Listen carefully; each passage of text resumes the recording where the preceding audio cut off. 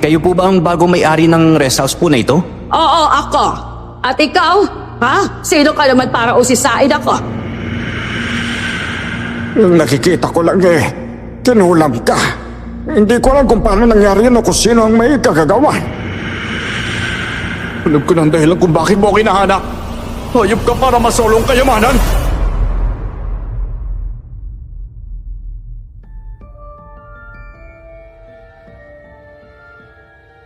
Magandang araw po sa inyo, lalong-lalo na sa lahat ng ating mga avid listeners ng channel na ito. Isa po akong taga-alaga ng rest house sa baryo namin. Kaya lang nang mamatay ang may-ari na isang matandang babae, ibinenta ito ng kanyang anak. Ngunit kinausap naman ako ng anak ng may-ari at sinabi niyang hindi ko kailangang umalis sa pagiging hardinero sa rest house.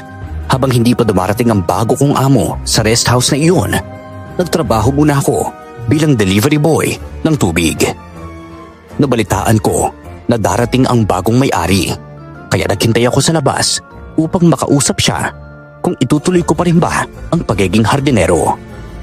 Ako nga po pala si Tomas at ito ang aking kwento.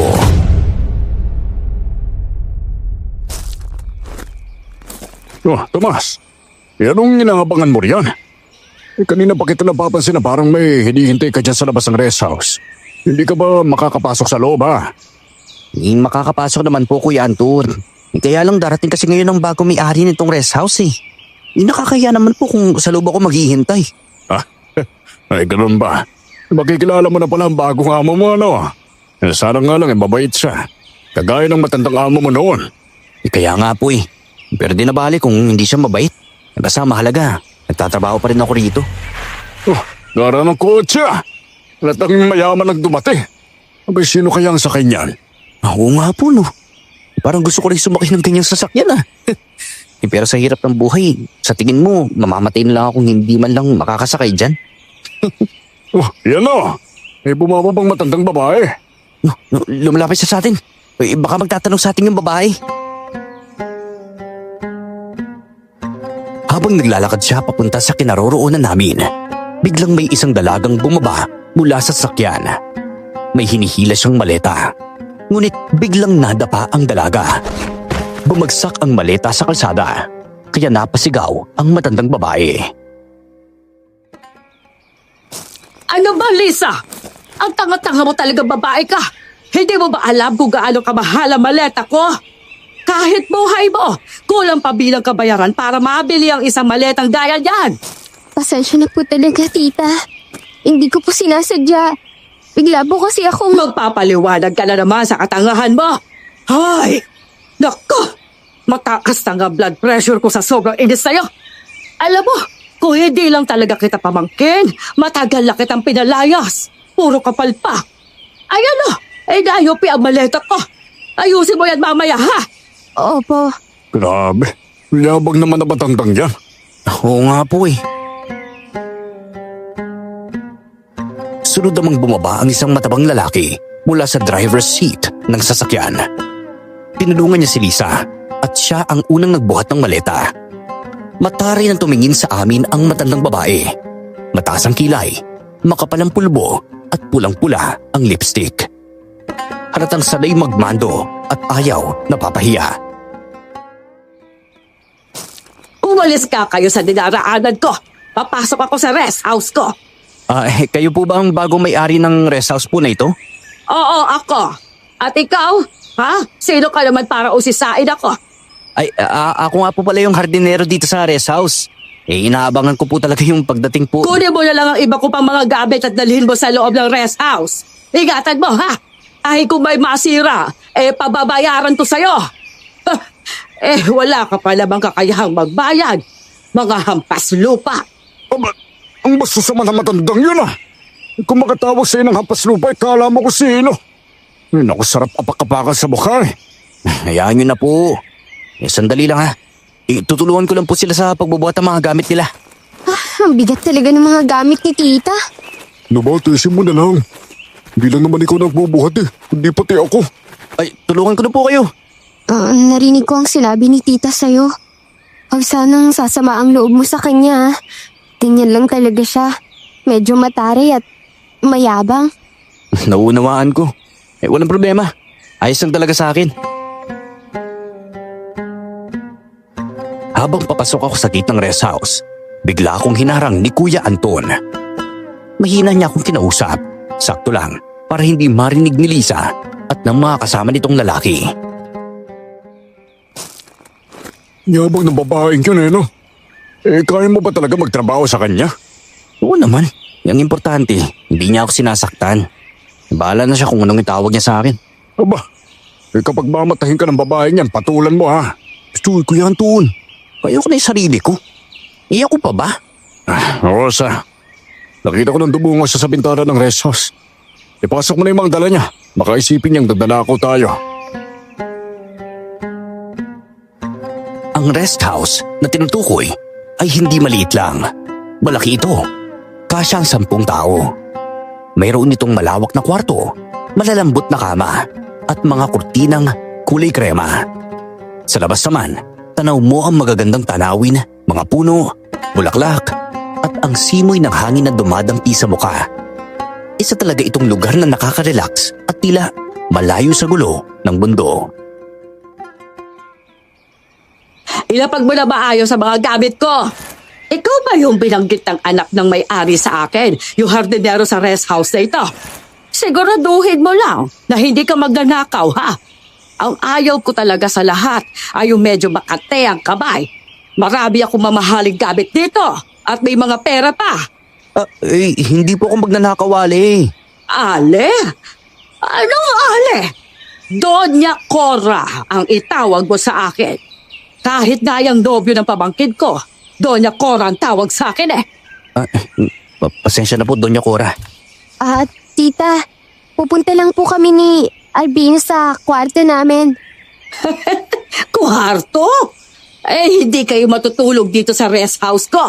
Hindi ba may bakanting kubo dyan sa labas? Ha? Doon kayo matutulog ng kasintahan mo si Albino. Doon kayo bagay. Doña Cora, matanong ko lang po, itutuloy ko pa po ba ang aking trabaho dito bilang hardinero? Oo, pero arawan na lang ay pasasahod ko sa'yo. Kada 3 araw, pupunta ka rito para asikasuhin ang hardin. Kumbaga, hindi na po magstay in dito? Hindi na. Baka maging dagdag palamunin ka pa kapag dito ka tumira. Isa pa, yung kubong tinutuluyan mo, ibibigay ko na sa pamangkin ko. Sige po. Pabor na rin sa akin ang desisyon ni Doña Cora. Kahit papano, makakapagtrabaho pa rin ako bilang delivery boy ng tubig. Makalipas ang ilang araw, nalaman ko na sina Albino at Lisa ay may relasyon. Kaya pala mainit ang ulo ni Doña Cora sa kanila. Madalas lumalabas sa matandang babae sa rest house upang gumala sa paligid. Hanggang isang araw, nakita siya ni Mang Arthur, ang kilalang manggagamot sa baryo namin. Alam ko na may pinagdadaanan si Mang Arthur. May sakit ang kanyang asawa at hindi niya ito kayang gamutin.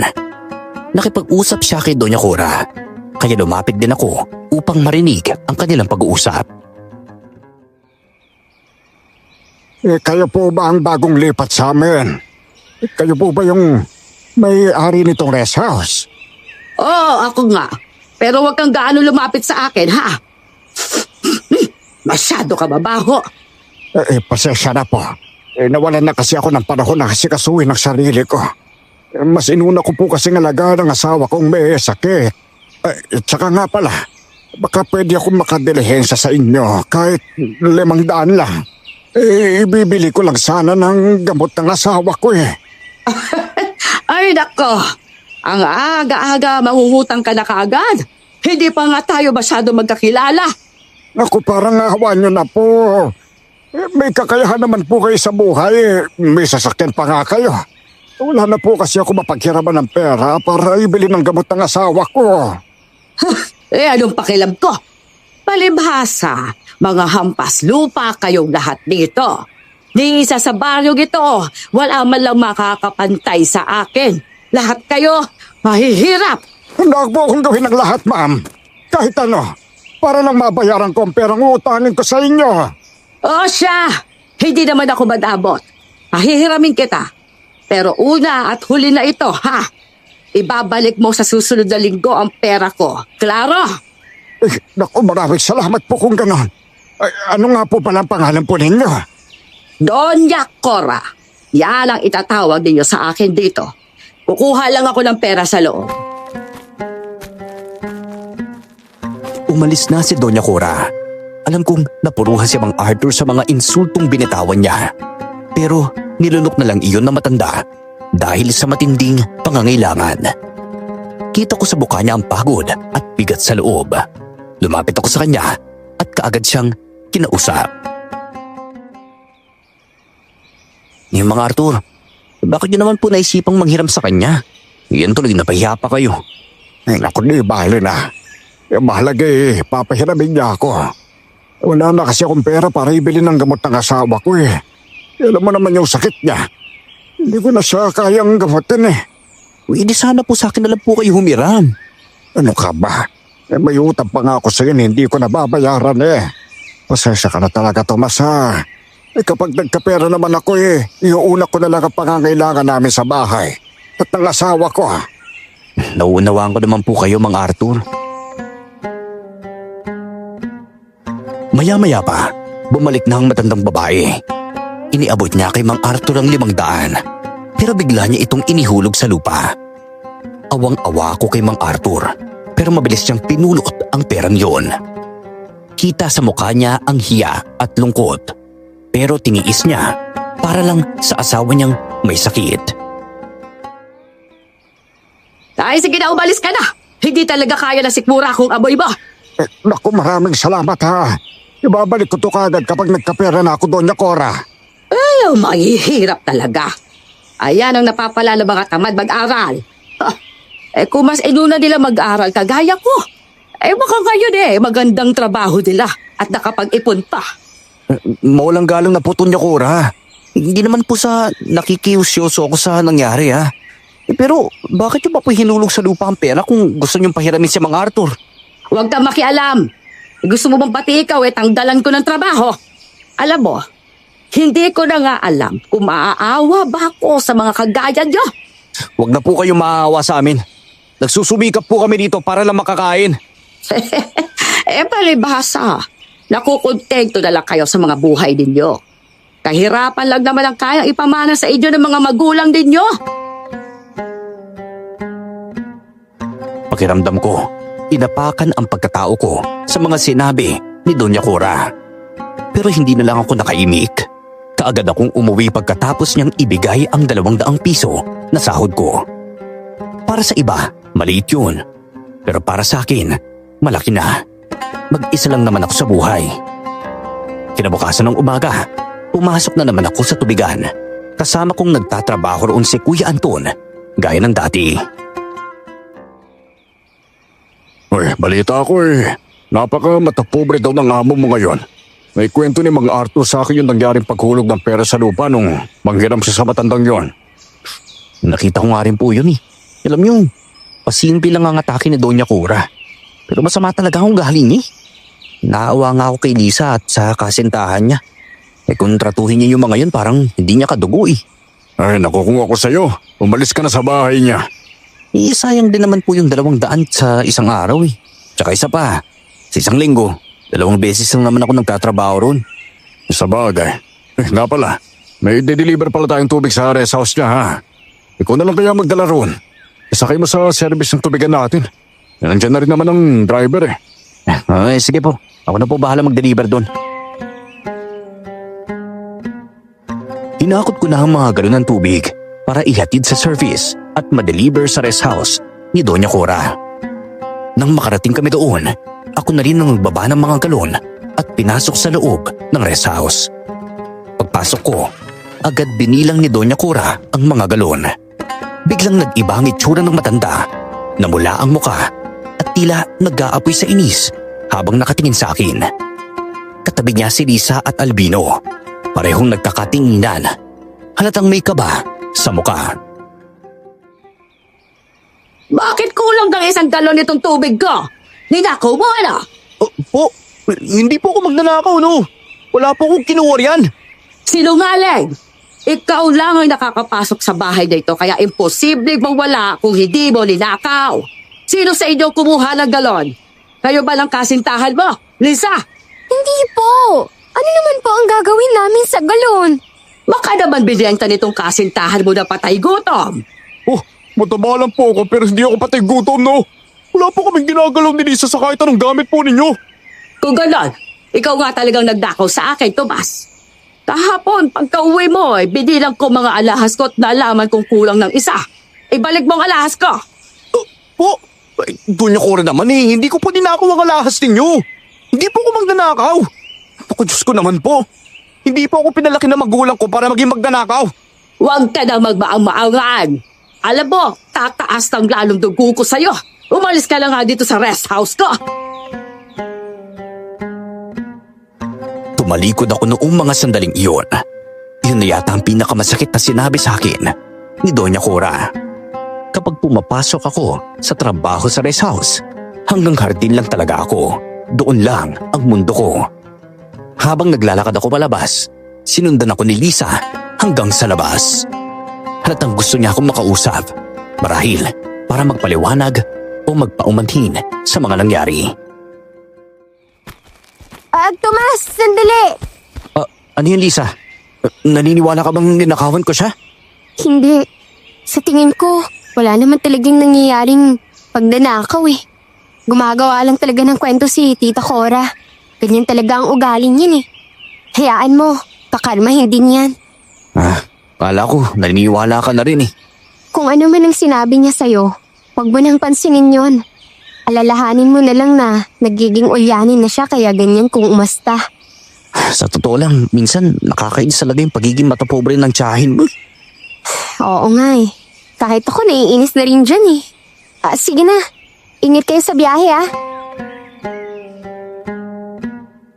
Buti na lang, hindi nagmana si Lisa sa kasamaan ng ugali ng kanyang tiyahin.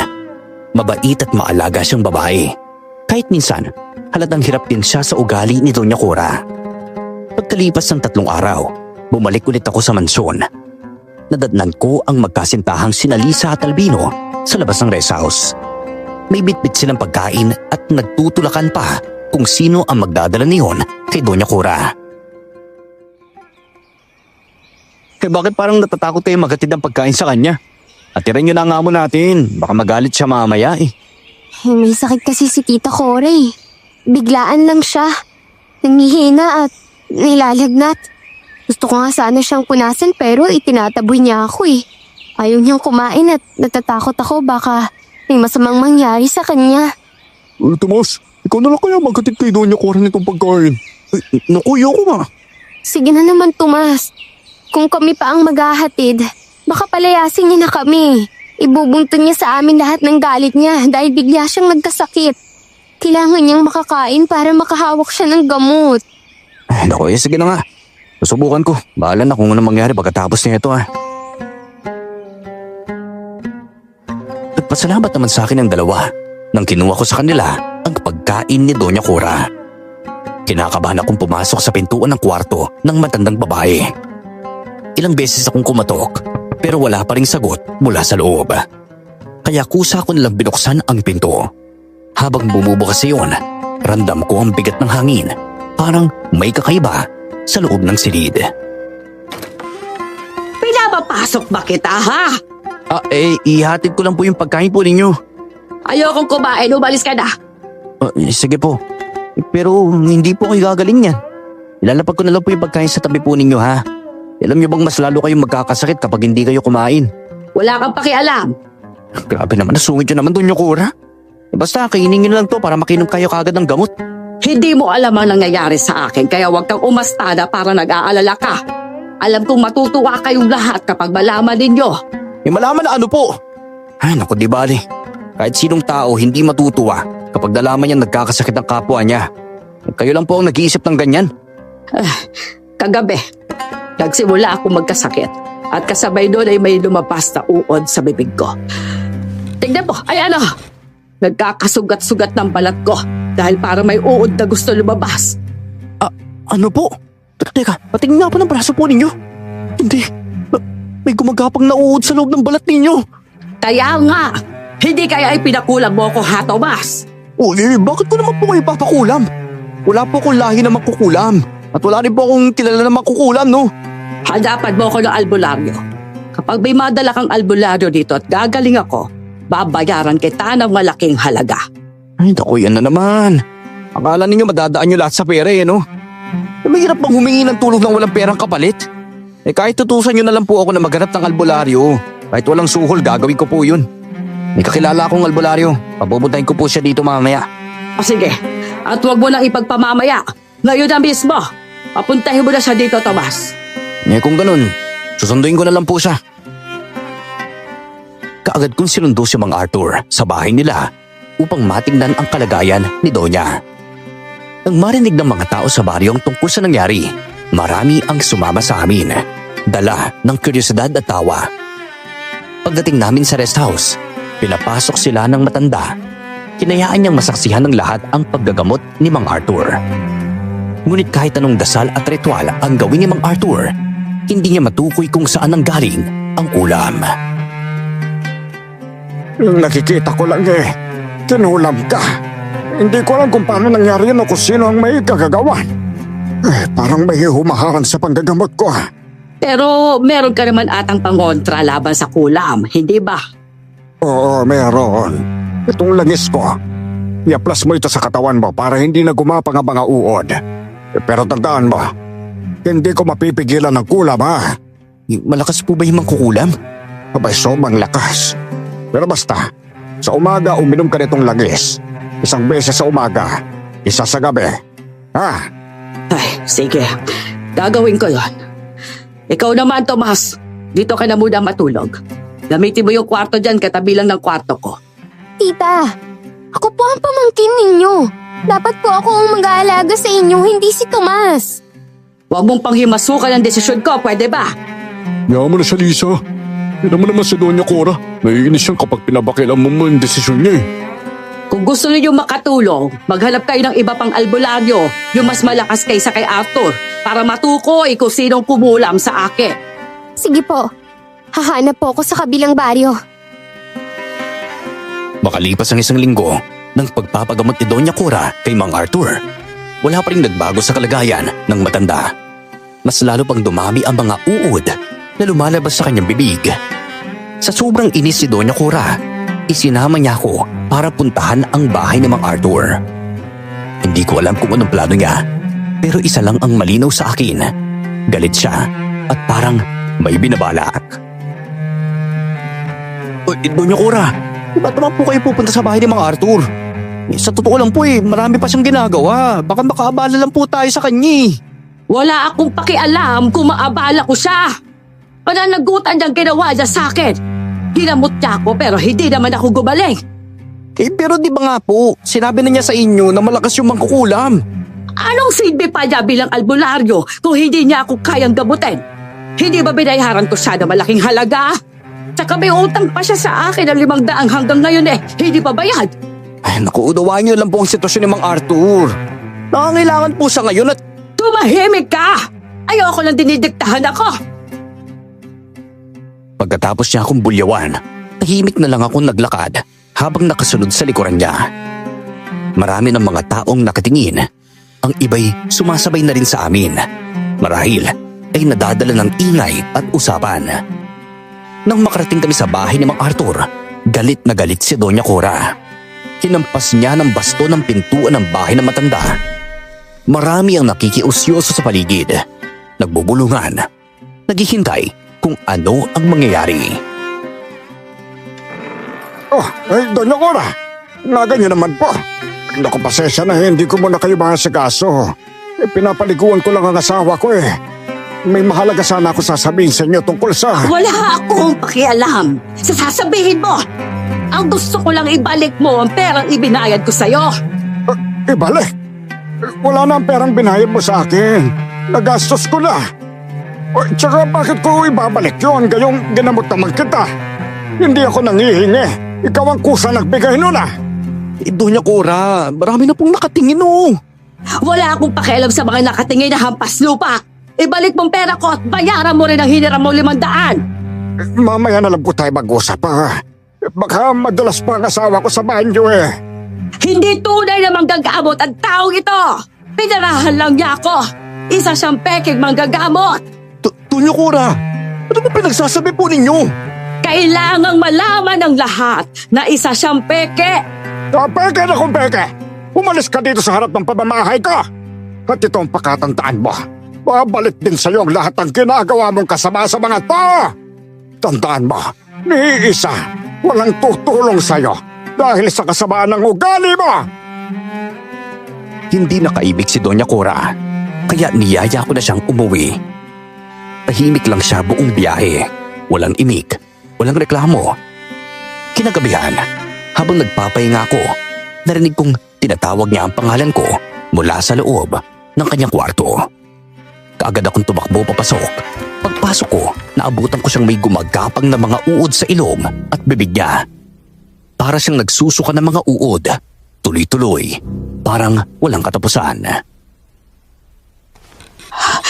Tulungan mo ako! Nagsisilabasan na naman ang mga peste sa ilong at bibig ko! Ay, ano naman po yung gagawin ko? Teka, nakainom na ba kayo ng langis ni Mang Arthur? Nauubos ko na ngang inumin pero wala namang nagbago. Makaawa ako sa iyo, Tomas. Maghanap ka ng ibang albularyo. Yung magaling sa lahat. Isa naman po kung maghanap ng albularyo. Si Mang Arthur lang po yung nilalapitan ng mga tao dito sa amin eh. Teka, yun na po. Mukhang tumitigil na sa paglabas ng uod sa ilong at bibig po ninyo. Ay naku, magpahinga na po kayo. Nililisi ko na lang po yung uod na gumagapang sa sahig. Magbabayad talaga ang taong may kagagawan nito sa akin. Hindi ako papayag na magtatagumpay sila sa mga kasamaan nila. Hindi na ako nakaimik at mabilis akong lumabas ng silid. Pagkabukas ko ng pinto, nakita ko sina Albino at Lisa. Kapwa halatang nag-aalala. Narinig daw kasi nila ang boses ni Doña Cora na sumisigaw mula sa loob. Kita ko sa mukha nila ang takot at pagkalito. Parang hindi nila alam kung papasok ba sila o tatakbo palayo. Uy, pakisabi naman kay tita kung pwede ko siyang kamustahin oh. Baka naman papayag siya sa pagbisita mo. Lalo na sa kalagayan niya ngayon. Pumasok ka na lang sa kwarto niya. Bakit kaya galit na galit si tita sa akin? Simula noon, ako lang naman ang kasama niya eh. Nagkaganyan lang naman siya sa akin nung nagkanobya na ako. Nagdakit naman ako ng ligaw kay Lisa. Kaya lang, hindi talaga siya buta sa akin dahil mahirap lang ako eh. Yung gusto niya kasi, mapapangasawa ni Lisa yung mayaman. Kagaya niya. Baka naman ngayon, makita niya ang halaga ninyo kapag inalagaan ninyo siya. Sige na Lisa, pumasok ka na sa loob. Agad namang nagtugo si Lisa sa silid ng kanyang tiyahin. Ngunit pagkakasara pa lang ng pinto, narinig ko na kagad ang malakas na sigaw ni Doña Cora. Galit na galit siya kay Lisa. Ramdam ko ang puot sa boses niya.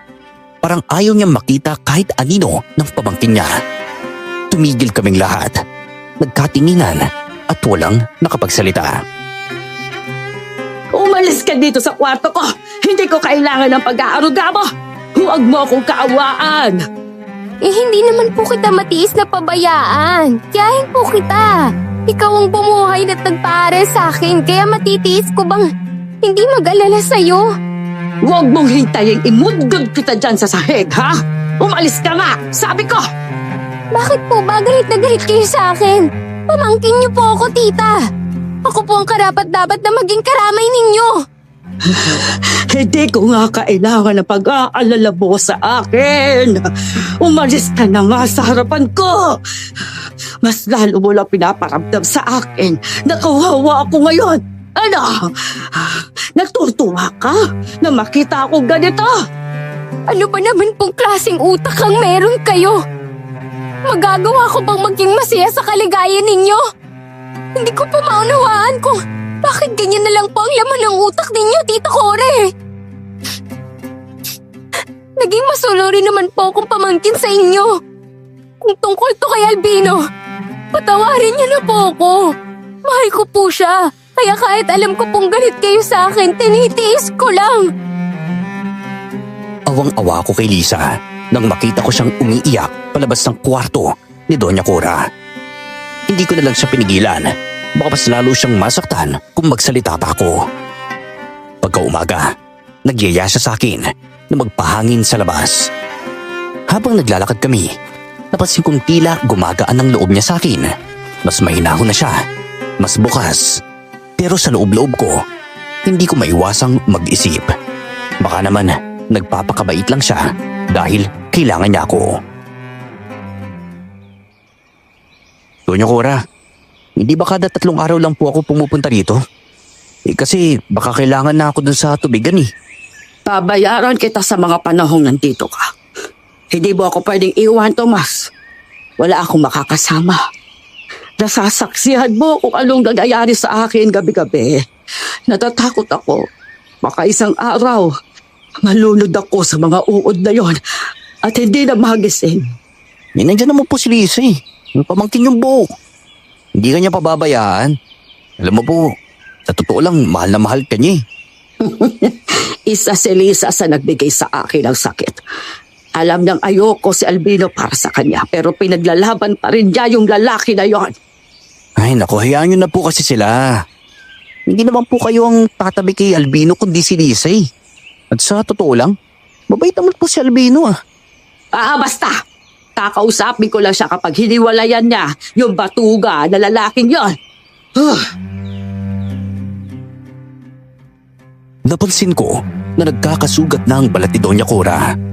Sa isang sugat niya, may isang maliit na uod na gumapang palabas. Puti, maliit at buhay na buhay. Saktong dumaan si Ate Tina, yung babaeng naglalako ng bagoong sa baryo namin. Hawak niya ang timbangan at balde ng paninda habang sumisigaw sa daan. Bagoong! Bagoong dito! Tomas, bili ka naman ng bagoong ko. Ay, naku. Hindi ko pa nga nauubos yung bagoong na binili ko sa inyo nung nakarang araw eh. Sa susunod na lang po ako bibili. Kayo po ba, Doña Cora? Gusto niyo po bang bumili? Aba, ini-insulto mo ba ako? Alam mo na bang may sakit ako sa balat tapos gusto mo akong pagbintangan ng pag-uom mo? Doon mo yan ilako sa mga hampas lupang kagaya mo. Inaalok lang naman po kita. Aba, tama nga po pala sila. Mata pobre po pala talaga kayo. Umalis ka sa harapan ko. Ang aga-aga ibinibwisit mo ako. Kung ako sa'yo, Tomas, wag mo nang pagtiisan yan. Sama na ugali, akala mo naman kung sino umasta. Sakitin na nga eh. Sa halip na magpakumbaba, mayabang pa. Tama nga yata sinabi nila sa'yo na kinulam ka. Dapat lang yan sa'yo at na magtanda ka. Aba, ang bastos mo babae ka. Aray ko, bakit ka pinakahampas ng tungkod mo? Huwag niyo na pong patulan si Doña Cora. Maglako na lang po kayo doon, Ate Tina. Nagalit at nainsulto si Ate Tina sa matandang babae. Pero mas galit pa ang matandang babae sa kanya. Mas lalo pang tumindi ang tensyon sa pagitan ng mga tao sa baryo at ni Doña Cora dahil kung sino-sino na lang ang kanyang pinaghihinalaan. Isa na rin si Kuya Anton sa kanyang pinagbibintangan. Nang mag-deliver si Anton ng tubig sa rest house, inaway siya ng Doña. Ikaw ba ang kumulam sa akin, ha, lalaki? Naalala ko eh, noong unang kita natin dyan sa labas ng rest house. May sinasabi kang hindi maganda sa akin kaya pinatulan kita.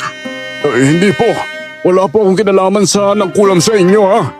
Kung hindi ikaw ay di sino, nagkaganito lang naman ako simula na umuwi ako dito at nakilala ko kayo. Mga kampon ata kayo ng kadiliman. Doña Cora, nakilala ko po si Anton. Sa tingin ko, wala talaga siyang kinalaman sa nangyari sa inyo. Hindi ako naniniwala. Wala na talagang ibang gumawa ng kulam sa akin, kundi ikaw lang. Tomas, ito na ang tubig ninyo. Naku, kailangan ko nang umalis. At baka masapak ko yung matandang yan eh.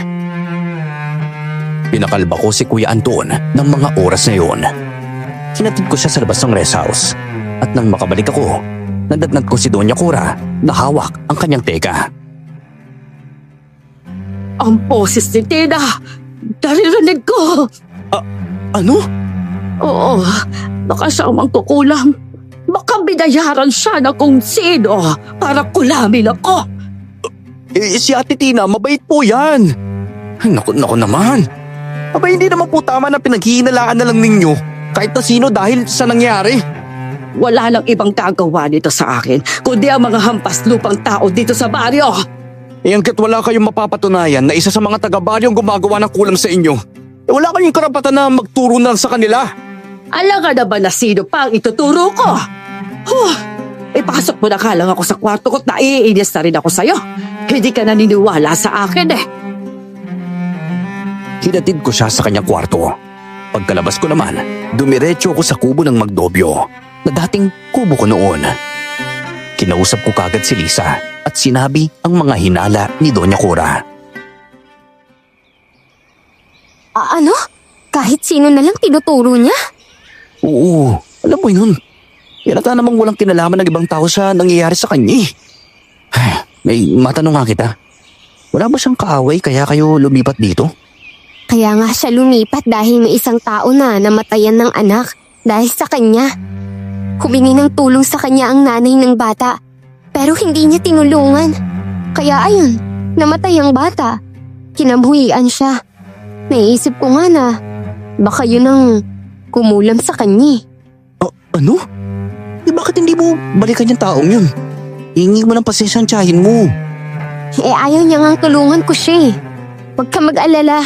Pinadala ko na ang mga gamit ni Tita Cora sa isang albularyo doon sa bayan. Sana nga lang malaman kung sino ang kumulam sa kanya. At nang magamot na rin siya kaagad bago pa lumala ang kalagayan niya. Lumipas naman ang mga araw at may kumalat na naman na balita tungkol sa pangkukulam kay Doña Cora. Kahit saan, naririnig ko ang mga haka-haka na may kinalaman daw si Mang Arthur sa nangyayari. Isang umaga, habang kumukuha ako ng dahon ng bayabas upang pakuluan para sa mga sugat ng matandang babae, bigla ang dumating si Ate Tina at Kuya Anton. Uy, anong ginagawa mo? Ay, naku kung ako sa'yo. Umalis ka na dyan sa rest house na yan. Mamaya hawaan ka pa ng sakit niyan eh. Hindi naman po nakakahawa yung sakit niya. Tsaka isa pa, kapag umalis ako wala na mag-aalaga sa kanya. Yung galit pa naman sa pamangkin niya. Kaya nga ayaw magpaalaga sa pamangkin dahil natatakot na mahawaan ito ng sakit. Tapos ikaw, lahat na lang inaako mo. Wala ka namang obligasyon sa matandang yan. Hindi ba nga, pinagkamalan ka pa nga niya magnanakaw noon? Ano yun? Napatawad mo na kagad? Iyo po. Wala naman pong dahilan para magalit ako sa kanya. Pero tama po kayo. Masama talaga ang ugali niya. Ay, naku Tomas. Itong sasabihin ko. Hinala lang naman ha.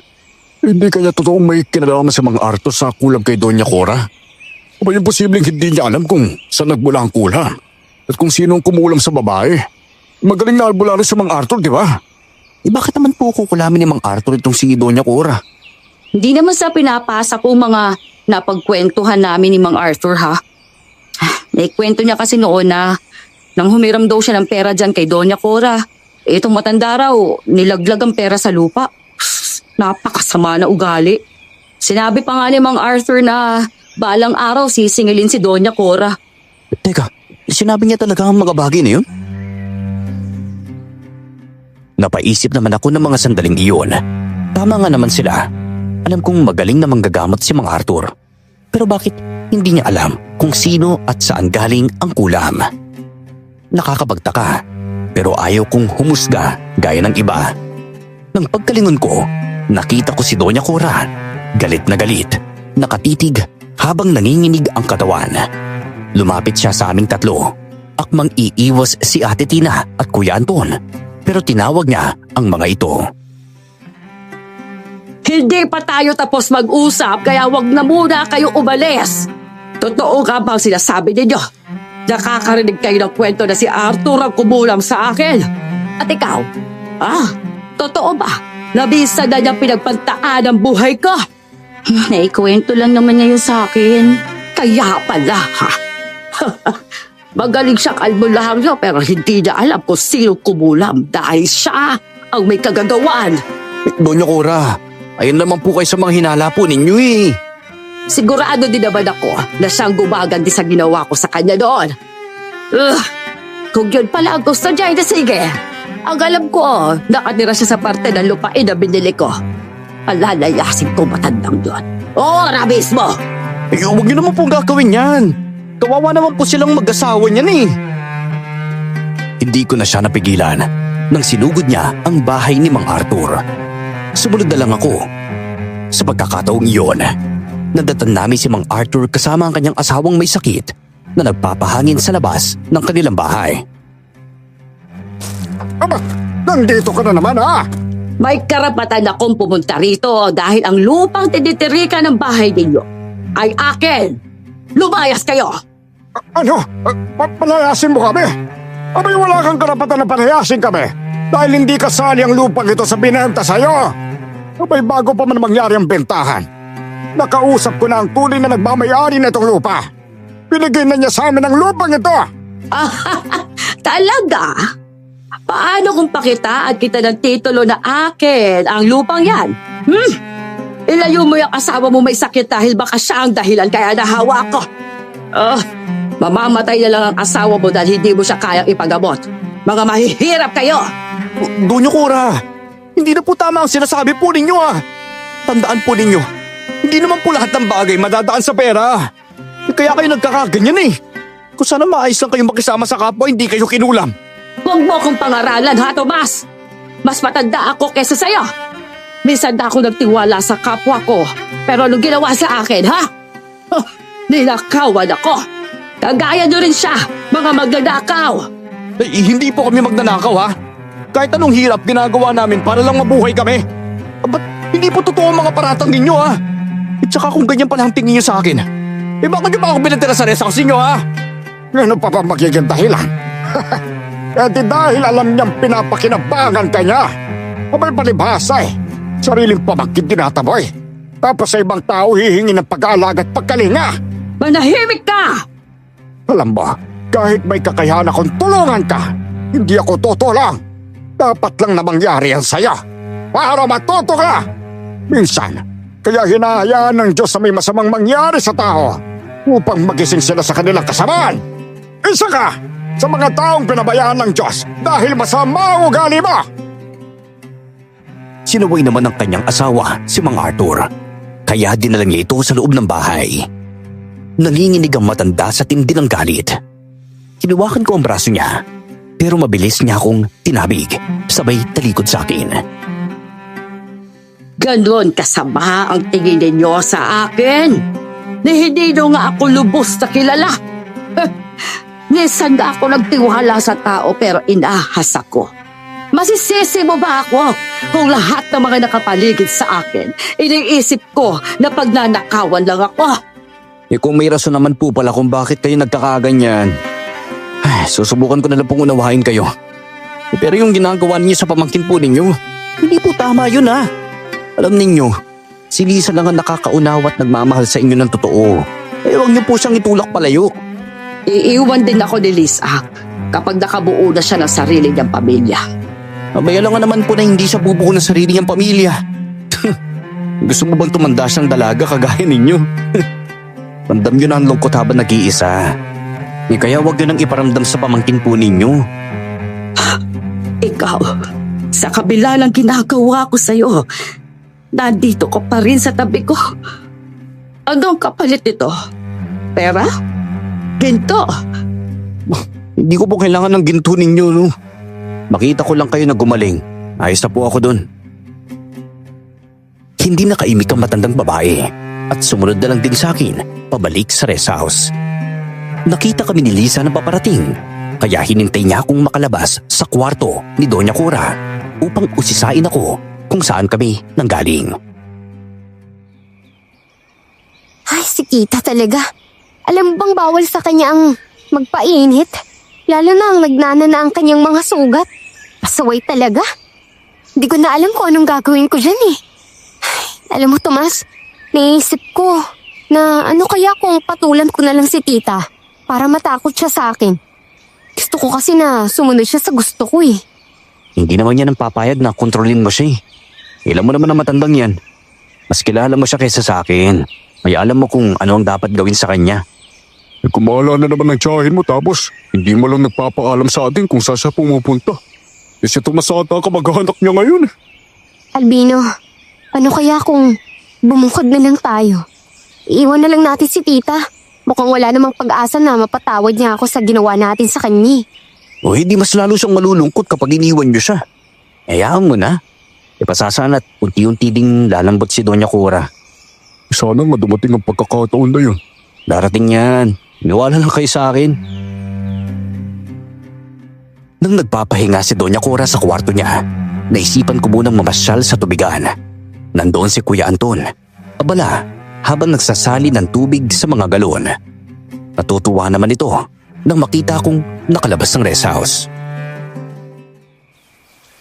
Ba, nagpaalam ka nga doon kay Doña Cora.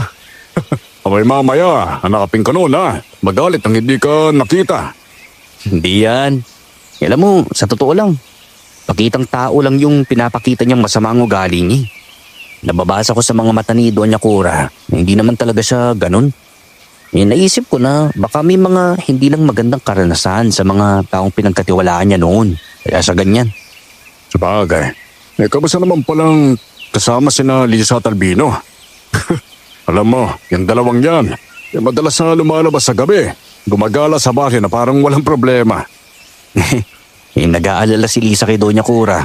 Kaya lang, hindi siya pinapalapit ng tiyahin niya. Kapag nakikita pa lang niya si Lisa, binubulyawan niya kaagad. Bakit kaya no? Alam ko, mainit ang dugo ni Doña Cora sa kanya dahil sa nakipag-live-in ito kay Albino. Nalabag sa kalooban ng matanda. Mahirap lang kasi si Albino kaya hindi siya boto sa lalaking yun. Ganun ba? Pero napapansin ko lang ha. Bakit kaya madalas na umaalis si Lisa? Sa totoo lang po. Kaya umaalis si Lisa kasi pinupuntahan niya yung manggagamot sa kabilang bayan. Nakapag-usap na rin kami pero hindi alam ni Doña Cora na lihim na tumutulong si Lisa.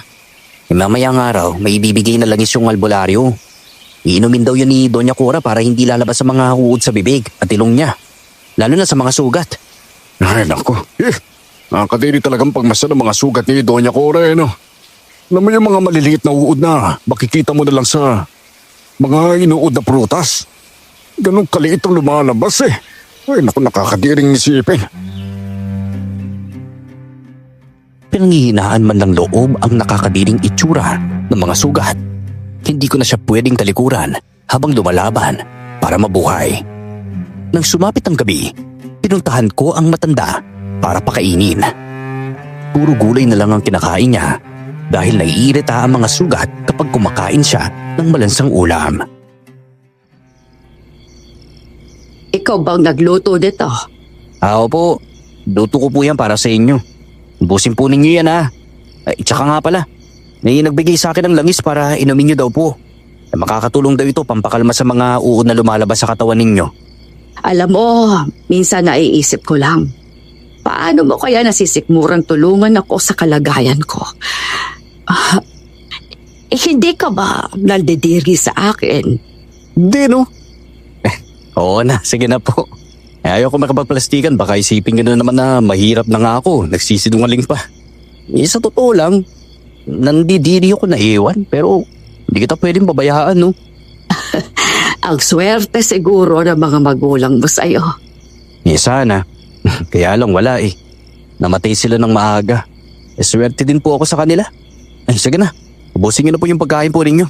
Si Lisa pala, wala ba siyang sinasabi sa'yo? Wala naman, pero paulit-ulit yung sinasabi na gusto ka raw niyang alagaan. Ay, meron kaming hindi pagkakaunawaan ni Lisa. Ayokong maging pabigat sa pamangkin ko. Gusto ko namang makitang maayos ang buhay niya, kaya lang naiinis talaga ako kapag nakikita ko si Albino. Mabait naman po si Albino eh. Nagpatuloy lang siya sa pagkain. Tahimik at tila malalim ang iniisip. Naisipan ko munang dalhin ang langis na yun sa bahay ng Mang Arthur para ipakita kung tunay ang langis na dala ni Lisa. Ngunit natatnan ko ang matandang lalaki na nagsasagawa ng ritual sa may tabing malaking puno sa likod ng bahay niya. Naroon ang litrato ni Doña Cora habang may mga uod siyang pinapagapang tuon. Natakot ako kaya dahan-dahan akong umatras. Ngunit tumahol ang kanilang aso kaya nakita niya ako. Tomas, nandiyan ka pala. Anong ginagawa mo dito sa ganitong oras? Nandito po ako para may ipatingin lang po sana. Kaya lang parang... ano pong ginagawa po ninyo? Bakit nyo nilalagay ang litrato ni Doña Cora sa isang matandang puno habang pinapagapangan ng uod? Ginagamot ko siya. Hindi ako naniniwala. Paano ginagamot?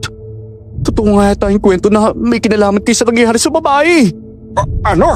Wala akong kinalaman sa nangyayari sa kanya. Kung ganun, paano niyo po may papaliwanag sa akin ng mga bagay na yan, ha? Akala ko ba naman mabuti kayong albularyo? Pero may lihim po pala kayo. Abay, kung ano man ang iniisip mo, Tomas, walang katotohanan yan. Isa akong albularyo at hindi isa magkukulang. Hindi na ako nakinig at tumakbo paalis ng bahay niya. Tama nga si Doña Cora, mahirap talagang magtiwala. Kahit matagal mong kakilala, hindi pa rin dapat pagkatiwalaan. Awang-awa ako sa matandang babae dahil lumapit siya sa isang inaakala niyang albularyong tutulong sa kanya. Sa pagtakbo kong yun, hindi ko naman inaasahan na makakasalubong ko si Lisa at Albino na pumapasyal at nagpapahangin. Oh, Tomas, akala ko nasa rest house ka. Umalis ako dun para basta pumunta ako sa albularyo. Nalaman ko na walang ibang nagpakulang kay Doña Cora kundi si Mang Arthur. Ano? Ang matandang lalaki na nagpakilalang albularyo? Oo, nalaman ko ngayon lang mismo. Kung ganun, dapat kinausap mo siya na patawarin niya si tita. Hindi ko nagawa dahil natatakot ako. Naunahan ako ng takot at hindi ko lang kung anong gagawin ko Kailangan ko na makabalik sa rest house. Baka may masamang mangyari kay Doña Cora Sige. Susunod na kami. Bibili lang ako ng mangga dun sa talipapa. Parang ano kasi, para akong buntis. Dali-dali akong bumalik sa rest house. Nadatnan ko si Doña Cora. Walang malay, habang ginagapangan ng mga uod ang kanyang buong katawan. Dinala ko siya agad sa banyo para hugasan ang kanyang katawan. Maya-maya pa, bumalik na ang malay ng matandang babae. Kumusta na po kayo? Sobrang sama talaga ng pakiramdam ko, Tomas. Pakiramdam ko, hanggang ngayon bumabara pa rin ang mga uod dito. Alam ko na po kung sinong kumulam sa inyo. Ano? Sino? Sabihin mo sa akin at ang makahingi ako ng tawad. Gusto ko pang mabuhay, Tomas. Ayoko pang mamatay. Si Mang Arthur, siyang kumulam sa inyo. Ikakita ko mismo yung ginagawa niya Naku, patawarin po ninyo ako kung hindi ako naniniwala sa kutumpo ninyo Bukas na umaga, puntahan natin si Arthur. Hihingi ako ng tawad sa kanya. Magpapakumbaba ako para lamang gumaling ako. Tama po. Baka po kasi kaya niya kayo kinukulam para mabigyan kayo ng leksyon Inintay ko munang makatulog ang matanda bago ko siya iniwan sa kanyang kwarto. Pinainom ko na rin siya ng langis at hinaplasan ang kanyang katawan. Nangangamoy bulok na si Doña Cora dahil kinakain na ng mga uod ang kanyang laman. Pinuntahan ko si Lisa at Albino sa kanilang kubo, pero hindi ko inaasahan na madandatnan ko silang nagtatalo. Matagal na nating napag-usapan ng bagay na to, hindi ba? Ayoko pa sanang magkaanak, pero pinuntis mo ako. Ano na lang ang sasabihin ni Tita Cora kapag malaman niya ang bagay na to? Mas lalong iinit ang dugo ng matandang yan sa akin Bakit ba kasi iniisip mo pa rin hanggang ngayon kung anong sasabihin niya, ha? Upo na tayo ng pamilya natin. Iwan na natin kasi siya. Total, hindi na naman tayo matanggap Nandiyan naman si Tomas na mag-aalaga sa kanya. Nahihibang ka na ba? Hindi natin pwedeng iwan si Tita Cora. Lalo na ngayon na ganyan ang kalagayan niya. Kailangan niya ako. Hindi ka nga niya kailangan. Naku, bahala ka nga kung gusto mong manatili dito. Aalis ako. Hindi ko na kayang ginagawa niya sa atin simula noon pa Marami na akong tinis para sa Lisa. Pero sobra na to Bakit? Ano bang ginagawa ni Tito Cora sa'yo? Wala naman Kaya siya naiinis sa'yo dahil nakikita niyang hindi ka mapakinabangan. Kung tungtuusin na, dapat na ikaw ang tumulong sa kanya Pero mas pinili niyang si Tomas kung patirahin sa rest house. Anak ko naman! Kung saan na naman napupunta ang usapan na to eh! Mabuti pa, ipagpapatuloy ko na lang ang ginagawa ko. Kaya ka lang ata nagagalit at naiinis sa akin dahil hindi ko sinunod ang gusto mo ng ilang araw. Nagtago na lang ako at hindi na natuloy. Lalo na't mukhang namumroblema si Lisa sa nangyayari sa kanila ni Albino. Ang akala ko, sila na ang perpektong magkasintahan. Palaging maayos at walang gulo. Pero tinatago lang pala nila ang kanilang problema. Bumalik na lang ako sa kwarto at hindi ako makatulog. Dumungaw ako sa bintana. May nalanghap akong amoy usok. Parang may sinusunog na mga uod. Hanggang sa nakita ko si Albino at Lisa sa bintana ng kanilang kubo. Tila may hinahalo habang nagluluto sa kalan. Pagkaumaga, binihisan ko na si Doña Cora para puntahan si Mang Arthur. Doña Cora, kapag pala nagtanong si Lisa at Albino kung saan tayo nagpunta, huwag mo sabihin na kay Mang Arthur ha. Hindi naman ako nagsasabi sa kanila. Ikaw lang naman ang madalas na nagkukwento sa kanila. Tsaka paalala ko lang po pala. Baka kapag makarating na tayo doon kay Mang Arthur mas matapang pa kayo sa kanya. Tandaan po ninyo, pupunta tayo doon para humingi ng tawad, hindi makipaglaban. Oo na, alam ko na yon, iho. Siguro, maaawa na naman siya sa akin kapag nakita niya ako. Tignan mo ang itsura ko. Butas-butas. Dahil sa mga uod na dahan-dahang kinakain ang aking laman. Naniniwala po ako na gagaling kayo. Magdasal lang po kayo ha. Tumango naman ang matanda sa akin, kaya kaagad ko siyang inalalayan palabas ng rest house. Ang magkasintahan naman ay kinausap pa si Doña Cora. Inirapan sila ng matanda, pero sumasagot pa rin. Kayo talagang magkasintahan. Usisa kayo na usisa sa buhay ko. Bakit hindi nyo kami hayaan kung saan kami magpunta? Kayo ka. Hindi ko naman tinatanong kung saan kayo galing kada gabi. Namamasyal lang naman po kami. Doña Cora, nag-aalala lang naman kami sa inyo. Bakit ba ang init ng dugo niyo sa amin ha? Ayaw niyo po bang gumaling? Kung gusto po ninyong gumaling, dapat naman po bawasan ninyo ang bigat sa dibdib po ninyo. Matuto po kayo magpatawad. At higit sa lahat, magdasal po kayo. Ikaw naman. Kung makapagbigay ng payo sa akin, para ka namang nahihirapan sa sitwasyon ko. Mabuti pa itong si Tomas. Kahit hindi ko kaano-ano, inaalalayan pa ako. Gusto naman po kayo ni Albino na alagaan. Kaya lang, ikaw tong tumutulak sa amin palayo Inaabala mo na kami. Mamamasyal pa kami ni Tomas. Tara na, Tomas. Tomas, ingatan mo si Tita Cora Habang naglalakad kami sa kalsada, napansin kong maraming tao ang nakatingin sa amin. Lahat sila tinatakpan ng kanilang ilong.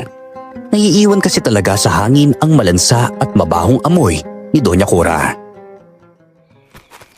Ganun na ba talaga ako kabaho para magtakip silang lahat ng ilong? Huwag niyo na lang pong pansinin ng mga yan. Natural lang po na medyo hindi kaaya-aya ang amoy ninyo. Dahil may mga sugat kayong inuuod Hayaan po ninyo. Kapag napatawad kayo ni Mang Arthur, babalik din naman sa normal ang balat po ninyo. Sana nga lang talaga. Pagod na akong magtago. Masakit ng likod ko sa kahihiga sa higaan ko. Isipin mo, buong araw akong nakahiga at bumabangon lang kapag kakain o maliligo. Tapos, yun lang. Sana kung ano man po yung naging kasalanan niyo kay Mang Arthur matuto kayong tumanggap. Alam niyo po ba, ang matandang yun ubod ng bait. Talaga? Oo, lahat ng ginagawa niya para sa kanyang asawa na may sakit na kanser. Habang naglalakad kami, nakasalubong naman namin si Ate Tina, bit-bit ang kanyang bagoong. Nakatakip naman ang lahat ng katawan ni Doña Cora, pero umaalingaso pa rin ang amoy niya. Kaagad na nagtakip ng ilong si Ate Tina. Tomas, saan mo naman dadalhin si Doña Cora? Kay Mang Arthur po. Ipapagamot ko po siya doon. Kumusta naman ang kita natin ngayon, Tina? Marami pang bumili ng bagoong mo. Marami naman po. Medyo malaki-laki din ang kita ko. Ang akala ko po magaling na kayo. Wala na atang pag-asang gagaling ako. Siguro, gagaling lang ako kapag dinamot ako ni Arthur. Magtiwala lang po kayo kay Mang Arthur. Magaling po siya manggagamot. Mabuti naman po at parang bumait na rin po kayo. Ate Tina, alis na po kami Kailangan na po kasing maabutan namin si Mang Arthur sa bahay nila na walang ginagawa. Mamaya po kasi baka nag-aasikaso na siya sa asawa niya. Kaya nakakaya naman po mangistorbo. Sige, ingat kayo. Ngumiti si Doña Cora kay Ate Tina. Unang pagkakataon na nakita ko siyang ngumiti sa ibang tao. Sunod naman naming nakasalubong si Kuya Anton na nagdi-deliver ng tubig. May dala siyang multicab pero tumigil ito nang makita niya kami. Oh, Tomas! Saan kayo? Kay Mang Arthur. Ano naman gagawin niya doon? Yung dinig ko kasi parang ngayong araw yata siya alis papunta sa kabilang bayan Ipapagmot daw niya ang kanyang asawa. Ano? Oo. Kaya bilisan niyo ng konti, baka hindi niya siya maabutan. Bilisan na natin, Tomas. Maraming salamat nga pala, Anton, ha? Kailangan lang naming maabutan si Arthur para matingnan niya ulit ang kalagayan ko. Nagpapasalamat po kayo sa akin. Oo, at nagpapasalamat ako sa'yo. Alis na po kami, Kuya Anton.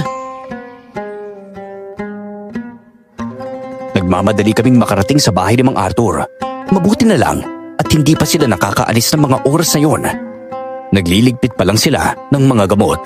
Nagulat pa ang matandang lalaki sa pagdating namin. Mang Arthur, pwede po ba tayo mag-usap kahit saglit lang po? Ano naman pag-uusapan natin? Alam mo, Tomas, marami akong ginagawa. Hanapan niyo na lang ang ibang albularyo sa Doña Cora. Mas mahalaga ang buhay ng asawa ko kaysa sa buhay niya. Nauunawaan ko naman po yun. Pero bakit niya naman po siya kinulam? Kulam? Bakit ko naman siya kukulamin? Manggagamot na ako. Hindi ako makukulam. Kung ganun, ano po yung nakita ko na ginagawa niyo sa may punong kahoy? Nandito ako para humingi ng tawad sa ginawa ko sa inyo. Alam ko na mali ako. Patawarin niyo sana ako at alisin ang kulam ninyo sa akin. Hindi ko na kayang lumaban sa bawat araw. Hindi na akong kukulam sa'yo. Naku, ikaw talaga, Tomas Kaya nandun ako para sana gamutin itong amo mo. Kaya lang naabutan mo ako. Abay, magpapaliwanag pa sana ako ng mga sandaling yon. Pero mas inuna mo kung husgahan. Ginagamit niyo po siya ng mga oras po na yun? Oo. Hindi ba kayo nagtataka kung bakit hindi ka pa namamatay, Doña Cora? Dahil yon sa akin. Kaya lang dahil hindi ko mailan ang lahat ng oras ko sa'yo. Dahil nag-aalaga ako sa asawa ko. Hindi kita tuluyang napapagaling. Kung gano'n, gamutin mo na ako. Sasagutin ko lahat ng pangangailangan ng asawa mo sa ospital. Handa ko ibigay ang kalahati ng yaman ko kapalit ng buhay ko. Pera kailangan mo para gumaling ang asawa mo at meron ako noon. Ako naman, ikaw ang kailangan ko para gumaling ako. Oo nga naman, Mang Arthur. Kailangan niya po ng tulong po ninyo. At kailangan niyo rin po ng tulong niya. Bakit po hindi na lang po kayo magtulungan? Ang gusto ko lang ay gumaling ka, Doña Cora. Pero ayaw ko maghimasok sa problema ninyo. Bakit ba kasi, ha? Alam mo ba kung sino ang kumulam sa akin?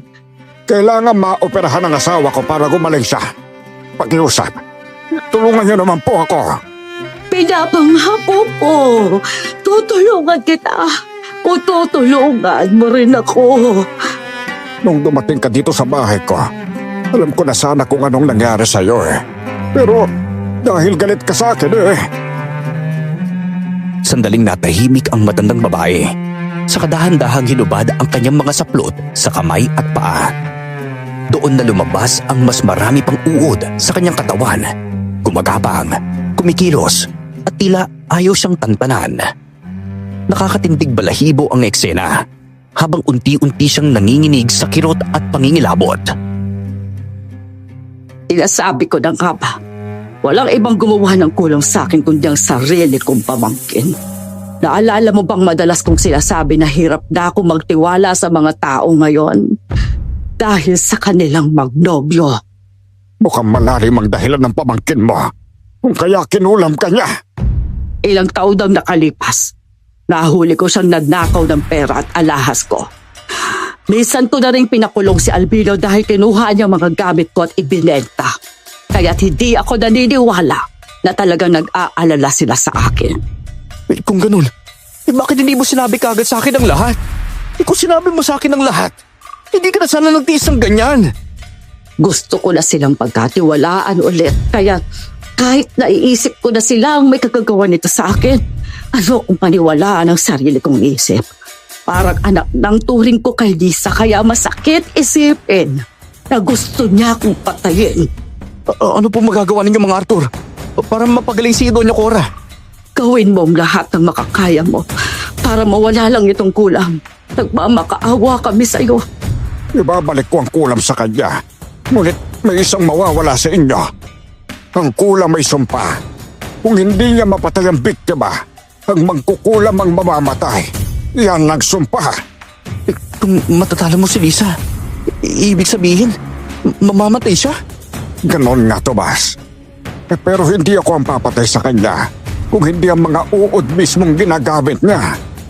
Kapag napaslang ko ang kanilang ritual, babalik ang sumpa sa kanila. Umalis na kayo para makapagsimula na ako mag-ritual.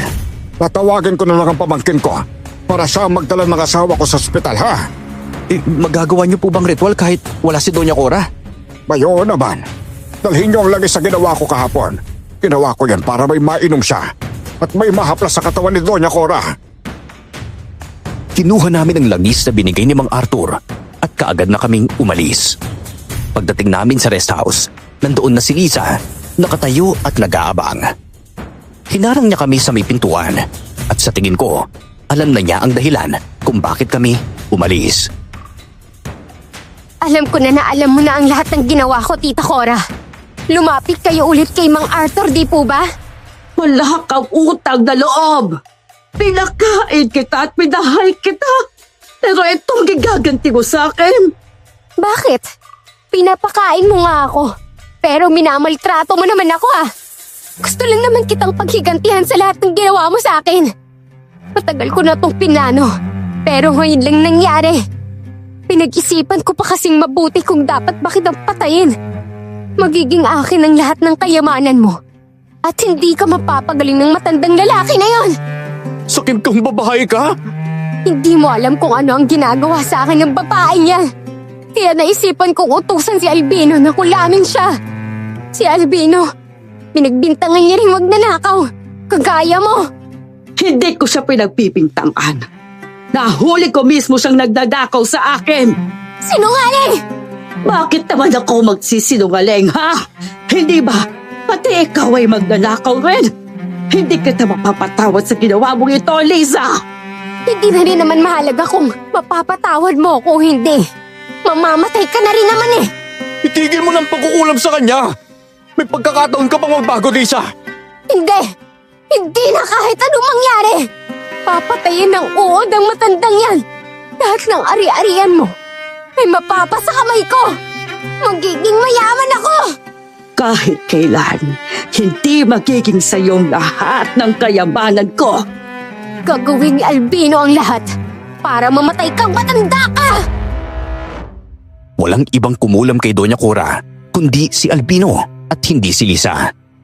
Bigla na lang nanghina ang matandang babae sa harapan ni Lisa. Muntik na siyang matumba sa sahig ng rest house, kaya kaagad ko naman siyang sinalo. Umalis ka ngayon sa harapan ko, Lisa. Hindi ako aalis. Aabangan kita ngayong gabi kung paano kakainin ng uod hanggang sa mamatay ka. Kung mamamatay na nga ang tiyahin mo ngayong gabi, pwede bang bigyan mo man lang siya kahit tahimik na kamatayan? Dadalhin ko siya sa kwarto niya. Sige, pero wag kang mangingialam sa mangyayari kay Tita Cora. Kapag nakisawsaw ka, pati ikaw ay papatayin ni Albino. Hindi ko lang problema ninyo kaya ayoko makisali sa inyo. Mabuti. Panahon na para kunin ko ang mahalagang bagay sa rest house na to. Magpapakalayo-layo kami ni Albino. Binuhat ko si Doña Cora at dinala sa kwarto niya.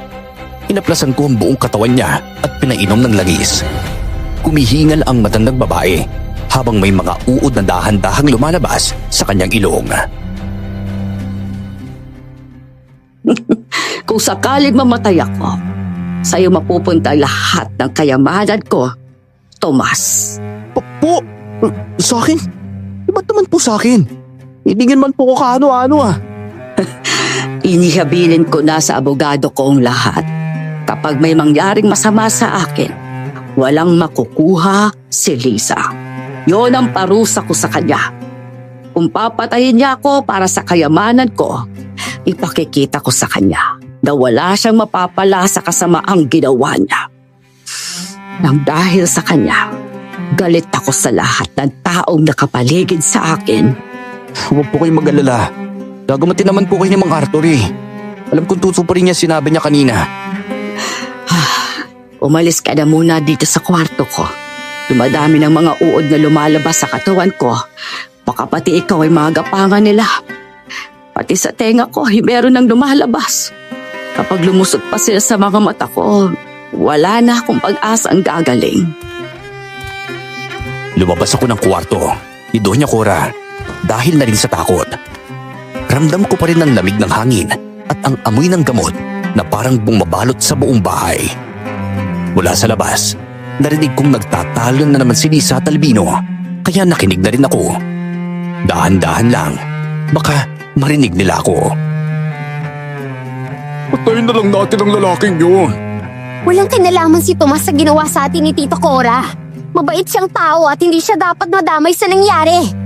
Bakit mo palagi mong kinakampihan ang lalaking yun ha? Nagkakagusto ko na ba sa kanya? Albino naman! Ngayong gabi na mamamatay si tita, kaya dapat tayong magsaya. Matagal na nating pinlano ang bagay na to, hindi ba?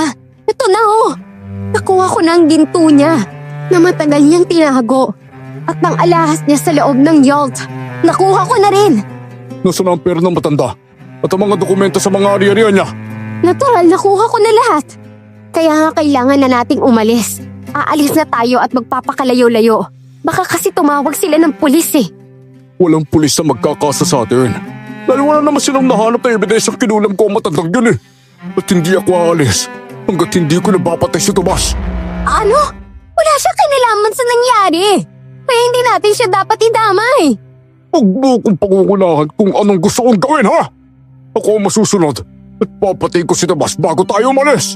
Pero Albino! Wala ka talaga silbi! Yung nasa tiyan mo, hindi yan bata! Hindi ka buntis! Akin ang nilakaw mo sa tiyahin mo! Teka, anong pinagsasabi mo? Anong ginagawa mo? Bakit naman talaga? Hindi mo pa rin ba nauunawaan kung anong ibig ko sabihin ha?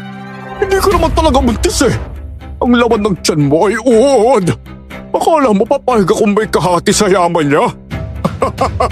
Marami akong tiniis sa kanya. Pagmamaltrato, pagpapahiyati ba pa? Minsan, hindi niya ako itinuring na tao. Kaya ako ang kukuha ng lahat ng kung anong meron siya. Huwag, Albino! Napagplanuhan natin to ng matagal. Huwag naman ganito. Kasama ako sa'yo. Magsisilbihan kita. Ano ka ba? Hindi naman kita kailangan eh. Pati ikaw, kinulam ko para makaganti sa tiyahin mo. Hindi ba gusto niyo na magkasama kayo habang buhay? Pwes, sabay na kayo mamamatay ngayong gabi. Hayop ka! Traidor ka, magkukulam ka! Oo! Sa gabing ito, ako lamang ang makakaligtas. Kung mabubuhay si Doña Cora, mamamatay ka. At kung mamamatay ka, mabubuhay ka. Kapag ginabot siya ng matandang albularyo, di pa alam, ikaw ang mamamatay. Bumagsak si Lisa sa lupa nang marinig ang sinabi ni Albino. Maya-maya, nakita kong halos libo-libong maliliit na uod ang lumalabas sa kwarto ni Doña Cora. Natakot ako. Akala ko namatay na ang matandang babae. Parang may sariling buhay ang mga uod, hindi makapaghiwalay at tila may sariling balak at nakakilabot pa. Sumuot sila sa ilalim ng pinto at gumagapang patungo sa kinaroroonan ni Lisa. Ayan na mga alaga ko! Uubusin nila ang mga laman mo at kakainin gaya ng ginawa nila sa tiyahin mo. Albino! Wag! Maawa ka sa akin! Ginamit ko ang galit mo para mapatay ko yung pareho ng tiyahin mo. Ano? Nakakatawa, di ba? Pasensya ka na, Lisa. Pero mas mahalaga sa akin ang kayamanang masasolo kaysa sa'yo. Sinusumpa ko! Mamamatay ka rin! Ang uod mo rin mismo ang papatay sa'yo! Hayop ka! Mauna kang mamatay! At alam mo ba kung anong gagawin ko ngayon? Papatayin ko si Tomas. At kailangan ko pa ang pirma ni Doña Cora para makuha ang kanyang sasakyan. Wag! Albino! Wag! Ang mga uod! Kinakain nila ako, Albino! Pigilan mo sila! Wag! Tama na! Saksi ako habang kinakain ng mga uod ang katawan ni Lisa. Halos hindi ko masiksik ang sikmura. Tumititig ako kahit gusto kong iligtas ko pa siya. Wala akong magawa. Alam kong isa lamang sa kanila ang mawawala. Si Lisa o si Doña Cora. Hanggang lumipas ang ilang minuto, naging buto na lang si Lisa. Nakita kong naglalakad na si Albino papasok sa rest house. Pumunta ako sa likod at kinuha ang palakol doon. Inabangan ko siya sa pintuan dahil alam kong hahanapin niya ako. Tomas! Nasaan ka? May pag-uusapan tayo! Alam ko ng dahilan kung bakit mo ako hinahanap. Hayop ka para masolong kayamanan? Pinatay mo si Lisa! Aray! Ang sakit ng dibdib ko! Ilampas mo ng palakal! Tumanda ka sa akin! Ano ha? Lalaban ka ba ba? Sige! Tumayo ka't lumaban! Naunahan mo lang ako, kaya hindi ako makalaban. Bigyan mo ako ng patas sa laban. Ibaba mo yung palakol at labanan mo ako! Ligtas na si Doña Cora, pero wala na si Lisa. At ikaw ang gumawa ng kulam, hindi ba? Pwes, wala kang ligtas sa akin ngayon! Sinindihan ni Mang Arthur ang kanyang dalang insenso. Habang umaalingasaw ang amoy ng usok, kinuha niya ang mangkok na may asin. Nilagyan niya ito ng laway at biglang isinaboy kay Albino. Pagkasaboy niya, biglang nagsuka si Albino at mula sa bibig ng lalaki, lumabas ang isang itim na uod na kumikislot at nagliliyad na parang buhay na may galit. Isang uod pa lang ang napalabas ko gamit lang ang amoy ng insenso at may hiwagang asin na may laway na ginamit ko sa pagritual. Alam kong may dalawa ka lang na ilaalagaan na uod na natitira sa iyong katawan. Kapag napalabas ko ang tatlo, mamamatay ka na! Hayop kang matanda ka! Masyado kang pakialamero sa buhay na may buhay! Kasalanan mo ito lahat eh! Pinalok ka namin na malaking bayad para hindi magsalita! At tinanggap mo naman ang perang yun, hindi ba? Tinanggap ko yon dahil kailangan ko. Pero hindi ibig sabihin doon na hindi ko siya ginagawa. Hindi ba dapat matagal lang namatay si Doña Cora kung wala lang ang tulong ko? Hindi ka ba nagtataka kung bakit kahit hirap na si Doña Cora, buhay pa rin siya? Sinasabi ko na nga ba? Tinatraidor mo ako! Tapusin na ninyo ang taong to! Wala na si Lisa, kaya dapat lang na mamatay din siya! Hindi ako susuko! Bumulong si Albino sa sahig ng rest house at biglang may mga uod na lumitaw mula sa lupa. Tinitigan niya ang mga ito, pero ilang saglit lang, umatake na ang mga uod kay Mang Arthur. Mabilis na naglagay ng asin ang matandang lalaki sa lupa at pinabilog niya iyon. Habang umiikot ang mga uod, hindi sila makalapit sa kanya. Paikot-ikot lang, parang galit ng mga halimaw na nakakulong sa mahiwagang bilog. Inaakala mo bang matatalo ba talaga ako, ha? Ang alam ko, kakasimula mo palang mambarang, pero pumalpak ka na kagad. Ito ang unang pagkakataon na ng barang ka, hindi ba? Hindi naman sana ito mangyayari kung tumupad ka sa usapan! Ilalabas ko na ang mga alaga mong uod para matapos ito, Albino! Tapusin mo na si Mang Arthur! Maling dumating pa kayo dito sa baryo at dito mo pa talaga pinagpatuloy ang pagbabarang mo. Tatapusin kita para wala nang masaktang pagtawa! May sinambit na ritual si Mang Arthur, kaya gumulong-gulong si Albino sa sahig na parang nasasaktan.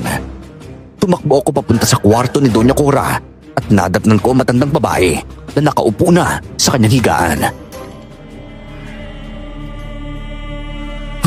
Kamusta na po kayo? Nawala na ang mga gumagapang na uod sa katawan ko, Tomas. Napagaling nga ako ni Arthur. Hindi siya isang peke. Hindi naman po talaga siya peke eh. Pero patay na po si Lisa. Kinain siya ng mga uod galing po ata sa katawan po ninyo. Si Albino naman, pinaparusahan na ni Mang Arthur ngayon. Tinraidor ni Albino ang pamangkin ninyo. Ginamit niya ang galit ni Lisa para mautusan siya ng babae na kulamin po kayo. Pero sa huli, gusto lang pala ni Albino na masulong kayamanan po ninyo. Kaya't simulat sa pool, ayoko na talaga sa lalaking yon. Nasaan na siya? Patay na ba siya? Mamaya na lang po tayo lalabas. Kung susunduin po tayo ni Mang Arthur, natatakot po akong pagmasdan kung paano siya pinaparusahan ngayon eh. Maya-maya pa, pumasok si Mang Arthur sa kwarto ni Doña Cora at binalita na patay na si Albino. Napaiyak ang matandang babae. Hindi sa lungkot, kundi sa sobrang saya. Sa wakas, tapos na ang bangungot.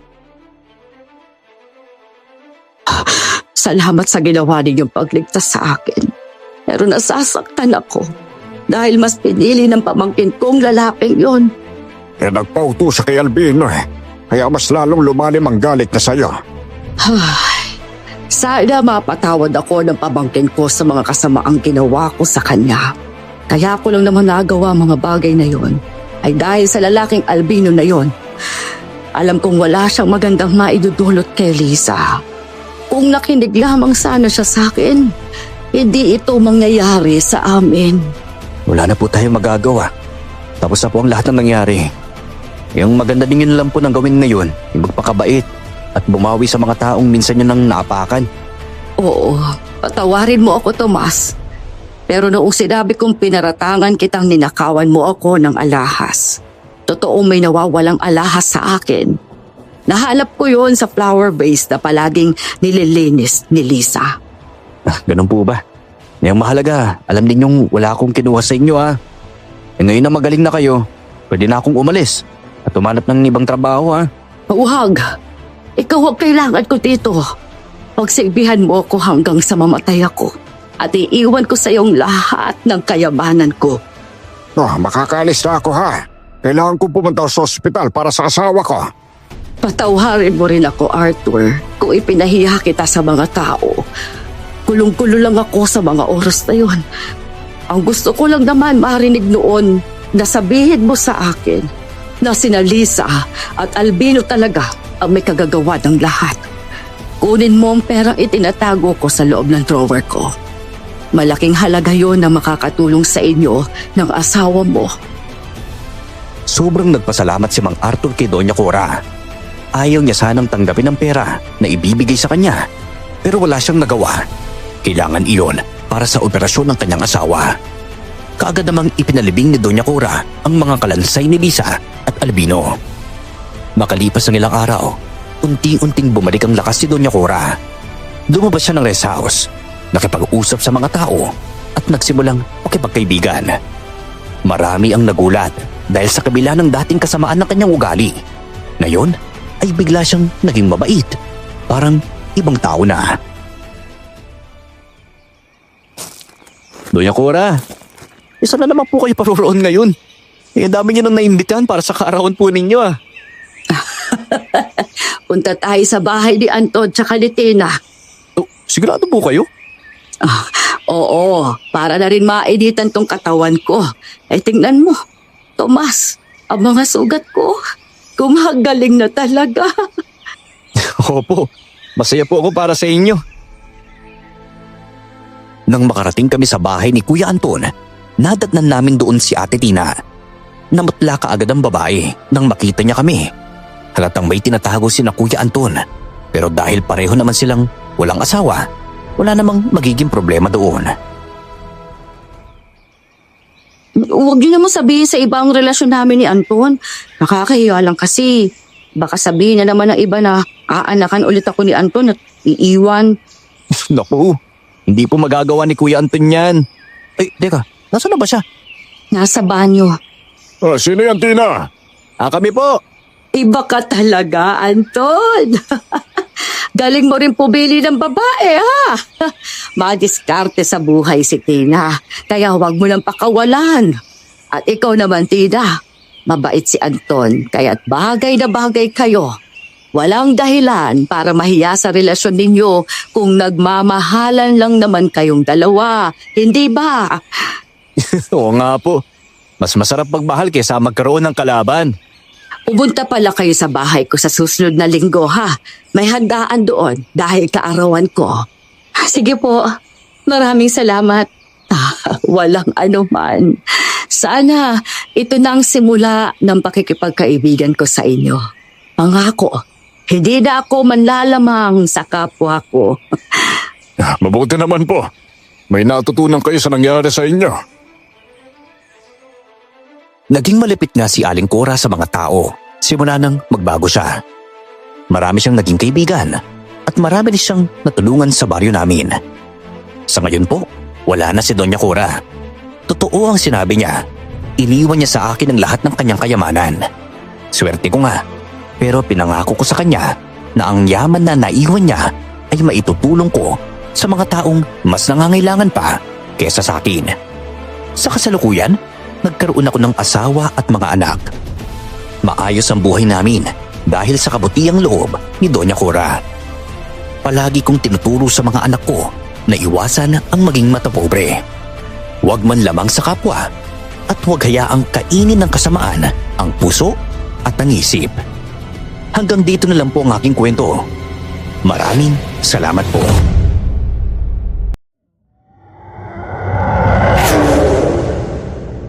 Kayo po ba ang bagong may-ari